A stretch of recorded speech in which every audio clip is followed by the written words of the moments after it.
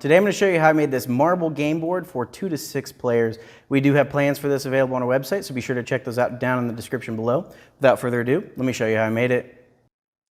It's time to start on a new project. Today I'm going to be working on a marble game board here on the Shapeoko 4 CNC machine. I'm using the 45914 5/16" radius core box bit to go through here and drill out these pockets where we will have marbles be able to sit. We do sell both of those on our website, so definitely check those out there. Now we'll go through and make a marble catch on the outside of the piece. That way if marbles were to roll off, they'll be caught in the groove. That way they don't fall on the floor. So now that that is done, we'll switch out for the 46415-K 1/4" downcut bit, and this will go through here and just make some pockets on the side. That way we'll have some nice handholds to carry the game board by.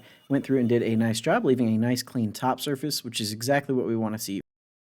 If you love this type of content, be sure to subscribe to our channel and go ahead and hit that bell so that you'll be notified on all of the new videos when they're released. Also, don't forget to follow us on Instagram at ToolsToday.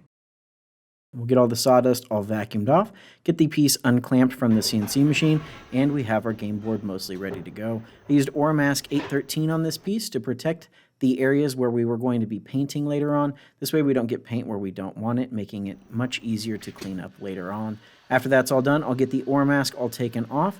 And if the Oramask has been on the piece for a while, it does make it a little bit more difficult to pull off. So using a heat gun just to heat that up makes it much easier to pull off. And as you can see, we got everything off in just a couple of pulls. It worked really good, and it's really satisfying to see the Oramask coming off, leaving a nice clean line. After we got that done, we'll just round over the edges of the handholds using the 49504 1/4" radius roundover bit. This will just make things a little smoother to the touch. I'll finish it off with some Helmsman Spar urethane and satin. I did a few coats of this to give it a really nice finish, and definitely love the way that this project turned out.